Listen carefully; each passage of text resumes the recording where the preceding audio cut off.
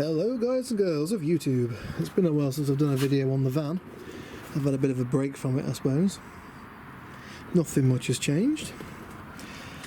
I'm going to try and stay away from the talking, I suppose, and show more doing. My videos were getting a bit tongue-in-cheeky. So on this today, what I'm doing is I am draining the gearbox oil. On the back of this van we have got a nasty oil leak coming out of that rear, out of there, and I am very much hoping that I can replace that oil seal without having to take the gearbox apart. I'm hoping that I can undo the 4 bolts holding the prop shaft on, which I think are 90mm for the nuts on the back, or should I say the front, and 17mm for the bolt itself, which is the prop shaft side. I'm hoping that I can undo those 4 nuts, those 4 bolts, sorry, drop the prop shaft down. I don't know if this is an extendable prop shaft or not. It would be nice if it was. I don't think it is. I may have to, I might be able to push it to the side and put it near where the gearbox is, maybe, just out of the way. And underneath that, when I undo that, I'm hoping that there is going to be a big nut on that flange thing, if I can zoom in on it. Yeah, just under there. There's that silver thing that bolts, that nut's going through with the bolt on the end, where it's bolted to.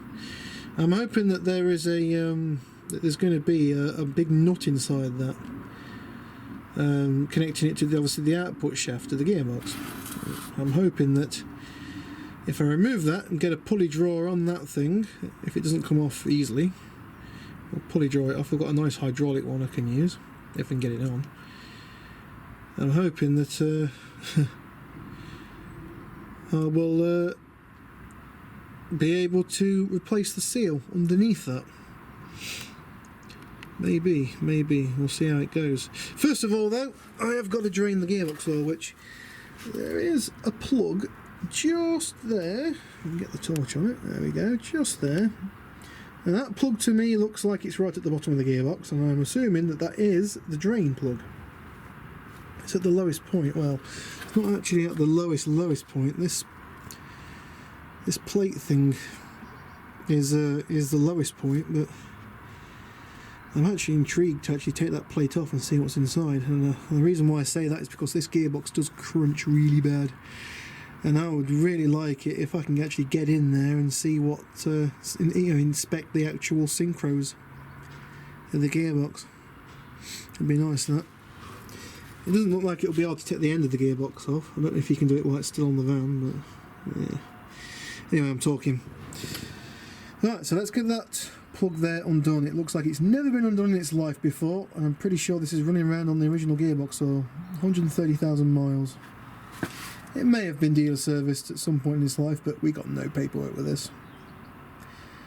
And yeah, I think this gearbox may be knackered.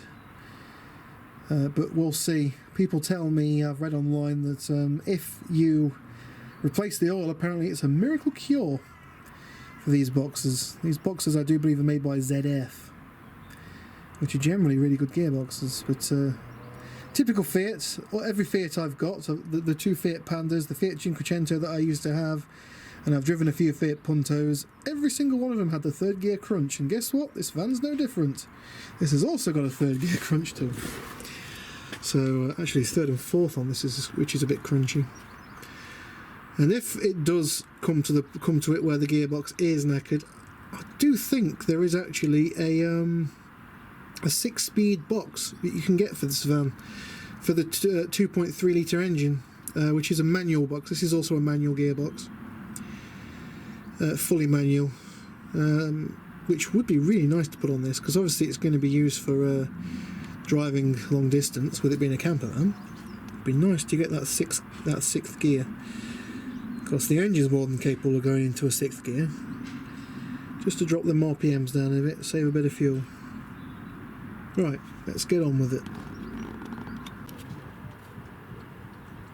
Okay, that's pretty black gearbox, isn't it, that? Bloody hell. That's really dark gearbox oil. And there's actually a lot more in there than I thought there'd be. Be interesting to see how many iron filings there are in that gearbox oil. Can't really see it glistening very much. Can't really get into it very easy because I've put the bloody jack here.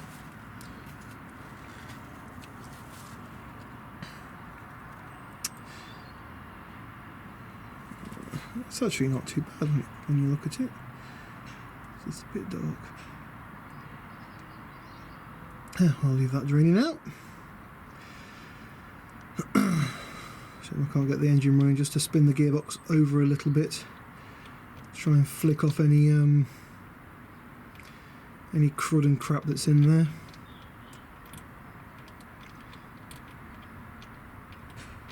That gearbox oil looks like it's actually been replaced at some point.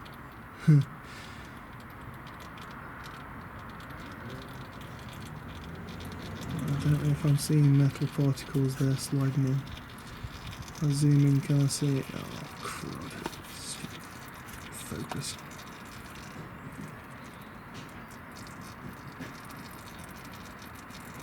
Yeah, there is a few metal particles in there. Look at the edges, look, you can see them. It's not uncommon.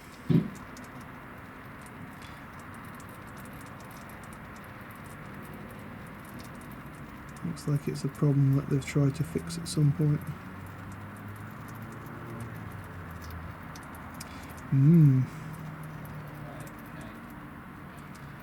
Interesting.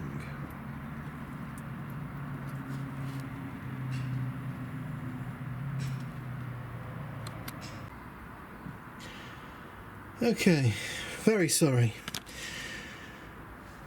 I completely forgot to do step-by-step videos on this, so it's just going to be a bit of a video, I guess.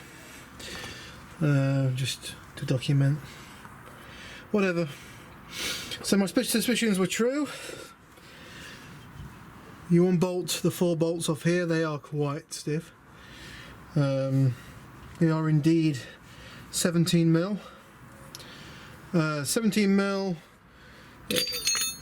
thing here with a bit of a pipe on the ends, enough to get them off.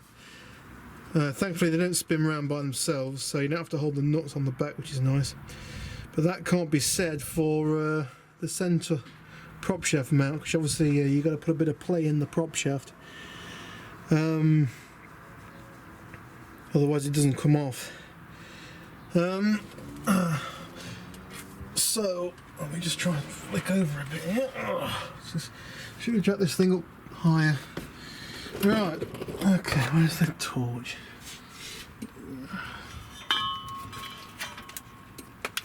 Sorry about this, guys and girls. Right, let's try and get this camera level so I can see what I'm doing. Okay, right, we're looking towards the back. Oh god, I'm zooming in. Right, so we're looking towards the back of the van there. Fuel tank's just here. Right here you got your centre, one of your centre prop shaft mounts. The more forward one. Back one you don't have to remove, thankfully.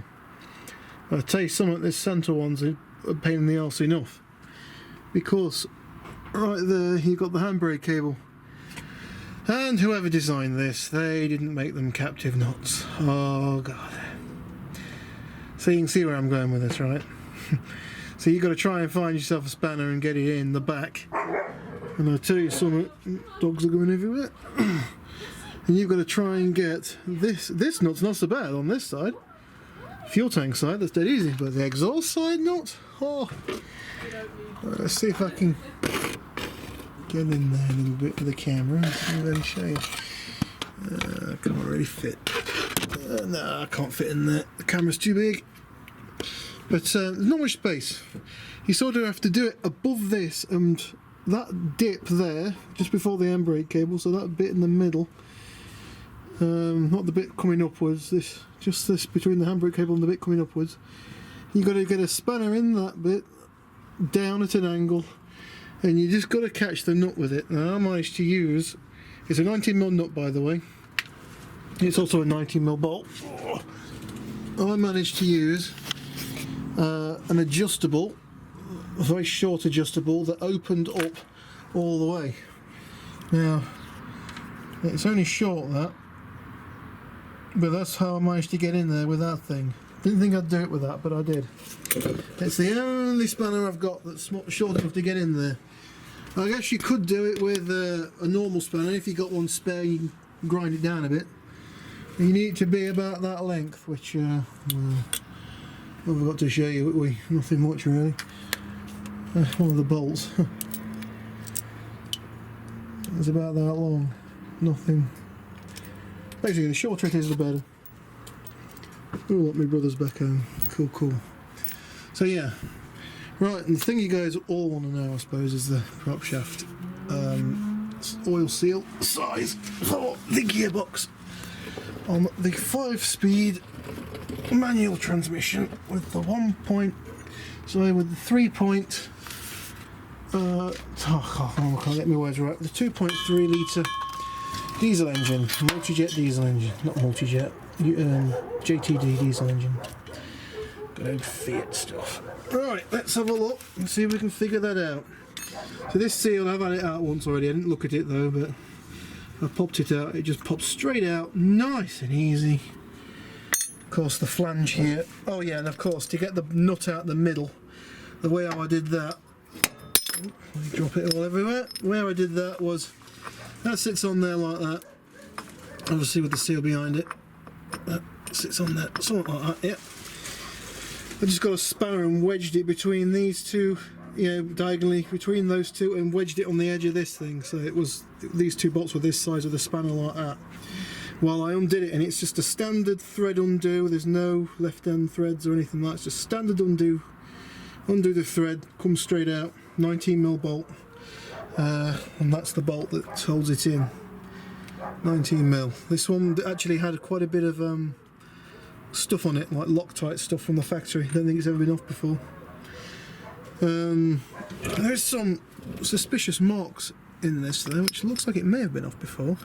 For instance, there's a mark there where it looks like it's been hammered in. Don't know if that's maybe a garage has done that before. That was like it when I undid it, so interesting. Whatever. Yep, I'll get to it. Hold on a minute, guys. Where's that seal gone? Let me get out of here. Let's get out of here, shall we? I had enough of being under the bloody van for now. Get me hair wrapped around the bloody wheels of my trolley. That's what bloody happens, what? Curse of having long hair. Right, sit down. What size is this seal? Let's have a look. It's a knack seal, and it's bloody knackered. TC 40 52 9. So I'm guessing that's 40 inner, 52 outer, and a 9mm thick. So there you go. That's your oil seals. You get you sent down to a local bearing place. They'll probably sell you one of those for a couple of quid, if that. In fact, our local bearing place, he just says here for your troubles and says take a couple for a couple of quid. It's pretty good. Let's get that actual flange thing out. I don't know the actual name of them. Let me just go and grab that. Put you down on the floor for a second. Oh, yeah, it's just here. That's good. You can see how this oil seal works. We take these bolts out so I can sit it flat. Hang on a minute.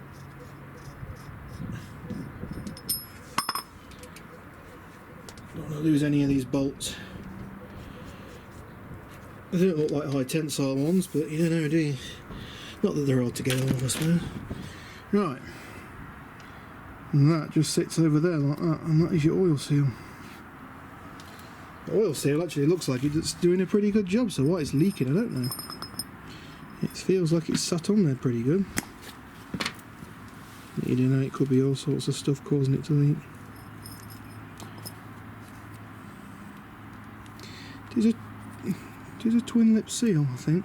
Is it a twin lip seal? It is a twin lip seal. I kid you not, there's enough space in there, you could probably get a couple more.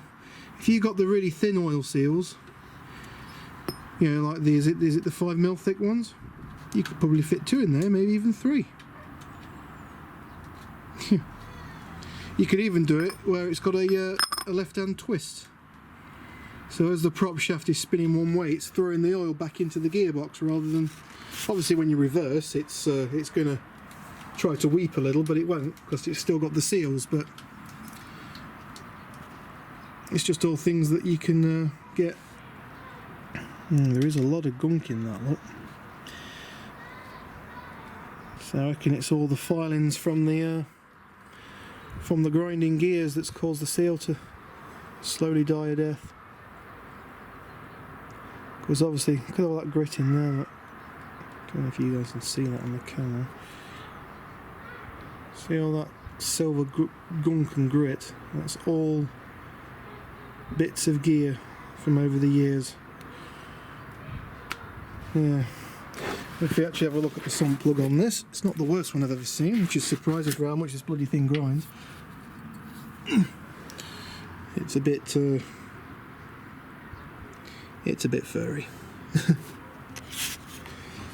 It's about as bad as the one on my Fiat Panda gearbox. Funny enough, that's got the same faults this has got. And just want to hold the camera a second now. We'll just try and pull that tub of oil out and have a look inside that. Oh.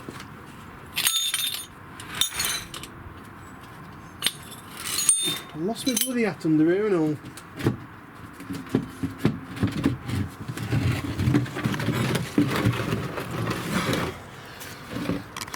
Not much oil in it. It's a bit black in it. It looked quite clear as it was coming out. Yeah, you got your torch. Yeah, loads of filings in it. Look how many there are. Oh, black. There's all my synchros. All my synchro meshes are now in this box. This doesn't pick it up brilliantly, but the camera. Yeah, you get a rough idea. Yeah, let me do it from the side. It'll get it from the side. Oh, it's getting it now. Yeah.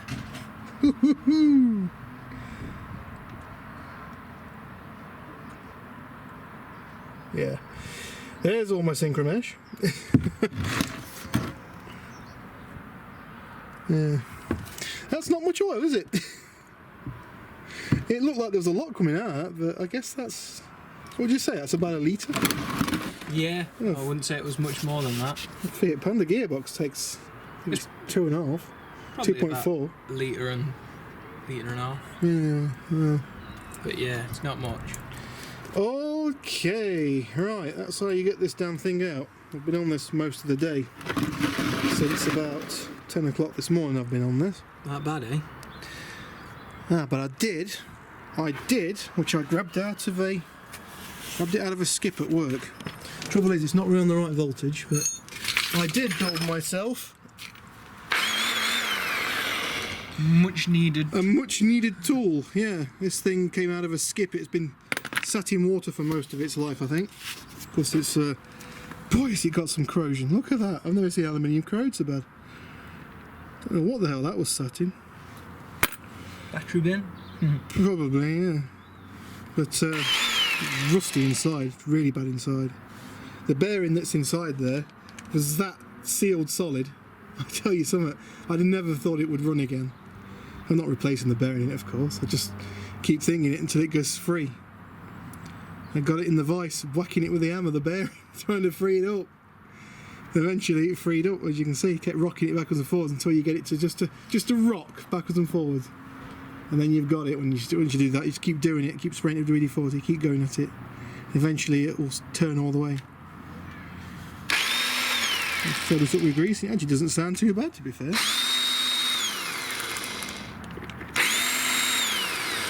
But it's an 18 volter, sadly, so it doesn't impact as hard as it should. It's only running on well, a little battery. The leads aren't really that great for it either. That's all I've got though. But hey, it's free. Soon stick an extra 6-volt battery on it, get it up to 18 volts. May even try and overvolt it. What I'd like to do is actually build myself a nice little lithium battery pack for this. Still keep it on the leads, of course, but nice little separate lithium battery pack. What is it? About 20 odd volts did they go to? Yeah. Something like that. That'd be nice, wouldn't it? Eh? Just hook up 2 car batteries and overvolt it at 24. Yeah, I don't want to do that because it's got one of those horrific speed controllers that are dead sensitive. Yeah. It's that kind of speed controller where even if you was to reverse pole it, it'll blow it up. Yeah. So I really don't want to mess with that too much. So yeah. Okay, guys and girls, that's enough talking in today. Right, thanks for watching, and I'll just show you what it looks like in the back here now. It's all going green now. Look, all the things are spray painted up. There's that little bit of rust in the corner there that I need to sort out. I spray painted over to something going any worse, but I need to do something with that. That's the only bit of rust that's bugging me. Other than that, look, it's all painted. And we have got this amazing sheet of aluminium here, which I've already cut to the right shape. Got to sit that in, got to obviously smooth it out a bit. Sit that in. I'm going to sit it on 2 sheets of rubber so it's insulated, and use insulated pot rivets so it won't be, we'll get none of that annoying chemical, you know, swapping of electrons from steel to alley. Stop it from rusting. It'll also provide a nice weatherproof seal for around the mud guards and things. Yeah. Alright guys and girls, thanks for watching. Catch you on the next video. Peace out.